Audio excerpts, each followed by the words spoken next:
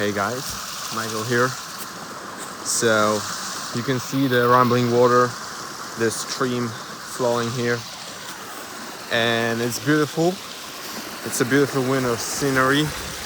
But what if I told you that this place and this stream was completely dry not so long ago, like a month ago, and it's been dry for at least a couple of months, and it wasn't because of like a general drought in the area, because the stream, the one that this one goes into, just some hundred meters below, was flowing at that time, and also this stream was flowing upstream as well. So those months ago I went to like investigate what was going on, and I think it's kind of interesting. I was showing it to all of my friends that visited me here, so I might as well show it to you. So what I did then is what I'm doing right now. I was just going upstream. It was dry then. It was just completely dry. I could, like, there was nothing here, so I could walk with my feet dry, not caring that much. And I just was going up until I found the water again. Now it's everywhere, but then that was not the case. But let me show you the place where I found that water, because it is pretty interesting.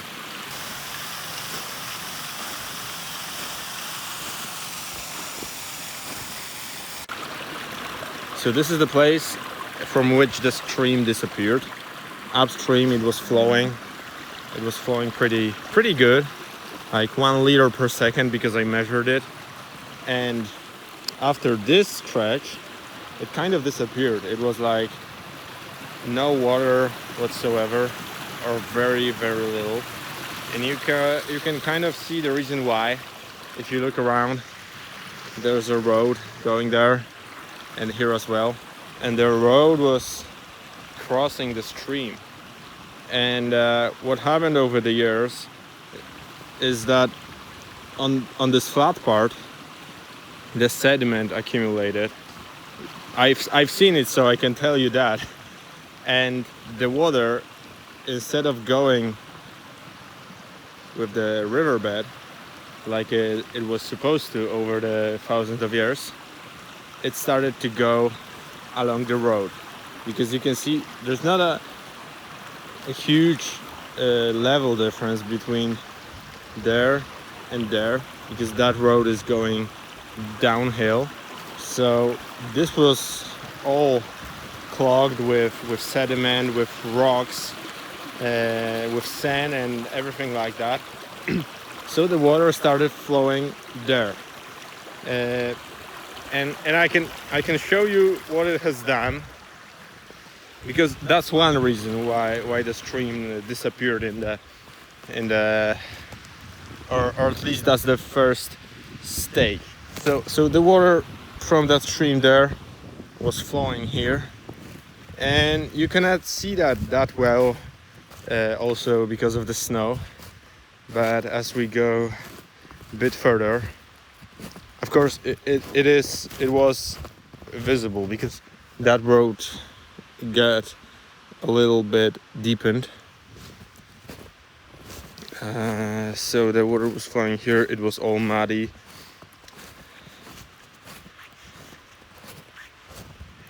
And here you can kind of see the bigger effects. The road is deepened. The flow carved a hole like that, which is pretty distinctive. And then the water, the stream finally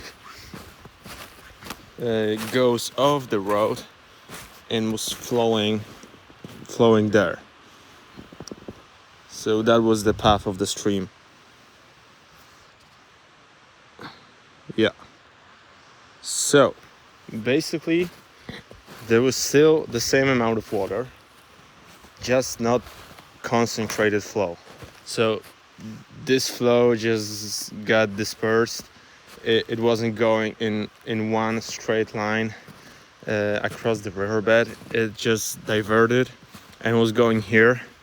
And because it was not like a riverbed and a place designated or prepared over the thousands of years to carry water, the water just kind of infiltrated.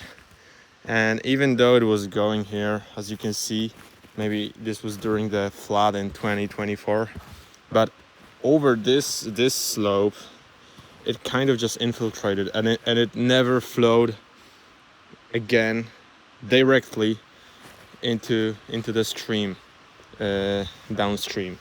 So the water was still there, but just infiltrated, and of course it entered the stream eventually, but not directly on the ground, just with some underground flow. But the effect was that the stream was dry from the point that I showed you. It was just diverted here over the hundreds of years of accumulation, because this road is probably like 100 or even older. So they probably built it well, but over the years, over the flooding and droughts, the things kind of changed, and it happened like that. But I wasn't gonna like let it be like that, because this stream is like, I visited it every year when I'm here. I go here because it's like 3-minute walk from my cottage house, and I'm pretty connected to it. I like it very much. So the idea of it just disappearing, and honestly, if I didn't do anything, it probably just stay like that. So I did what I did, and I'm gonna show you, and I probably have a video on that as well. So because the water was diverted from going this way and just going along the road, me and my cousin, we just dug a channel. We just deepened this stretch, this flat stretch, so the flow can concentrate. And it wasn't that hard. We took a shovel, a hammer, and our bare hands, and we just started to deepen that stretch. You can see we took out some huge rocks here or here. Yeah, they are covered with snow now.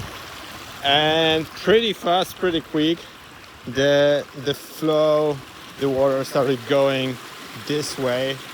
And I was expecting to reach it in a day or two max. The downstream part that I was showing you, the one that I always visited. I also measured the flow. It was like I said, about 1 liter per second. So it's not that small.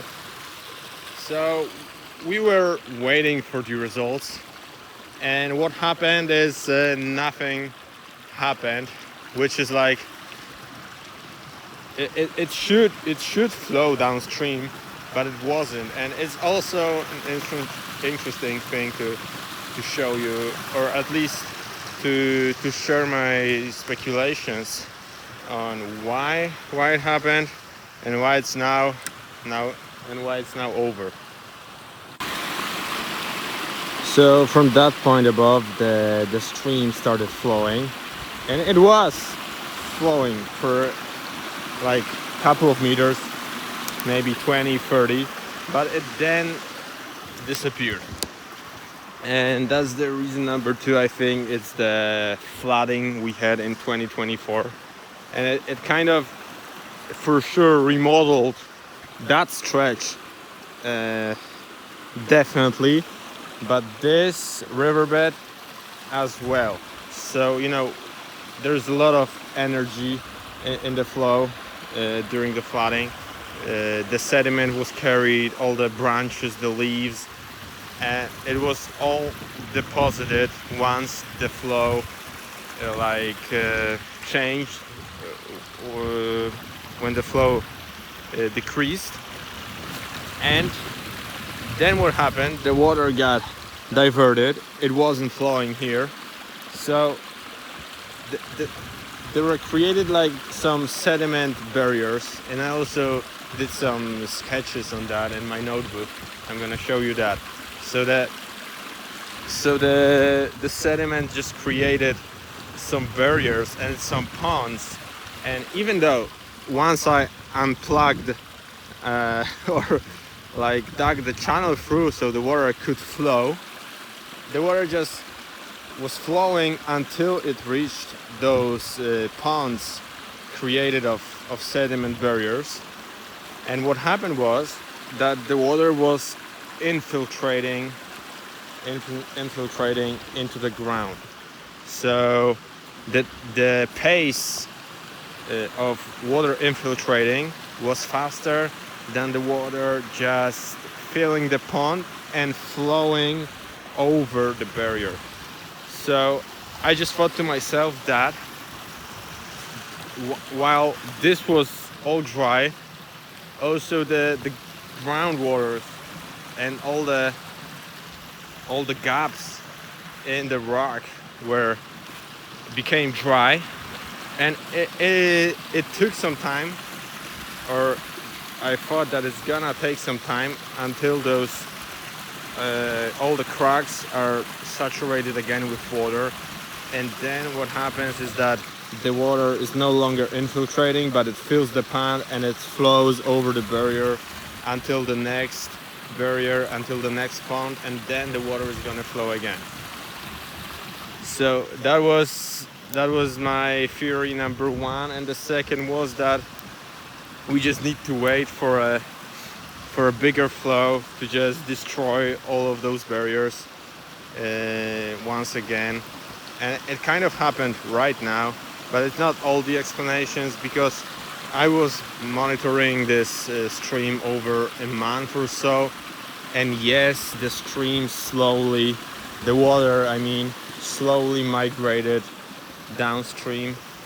So it was like I said, I think all the cracks were like filling with water slowly but surely, and once that happened, the water just flowed over the barrier, got a bit lower downstream until it kind of reached my point that I showed you at the beginning of the video, but it was still like not visible at all because of all the leaves and branches. But now what happened is we had a pretty big amount of snow cover, and we had an episode of warming, and it melted pretty quickly. Now it's snowing again, but we had that episode, and that water that you see all around here is the result of that. And I'm like super happy that it happened, because I was just so interested in this topic, because the thing is, and then it's not anymore. So that was super interesting, and it's also super cool that it's flowing again. And while I'm here, I can show you the thing also here. It's going here, but it's also diverted going here. But in this case, there's not any lower it can go. It's uphill from this point, so it's pretty quickly flowing back to the stream. So yeah, that's basically what I wanted to show you. I think it's kind of interesting that I helped this little stream, and my help combined with the help of the conditions, the snow cover, the melting, that now it's flowing, and the stream by my house is also flowing strong, which is pretty cool. And I would want that strong of a flow at all times, because I'm building a sauna, and I need a good place to cool down after the session.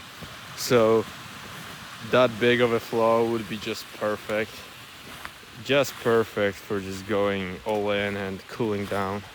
But yeah, I can only dream of that.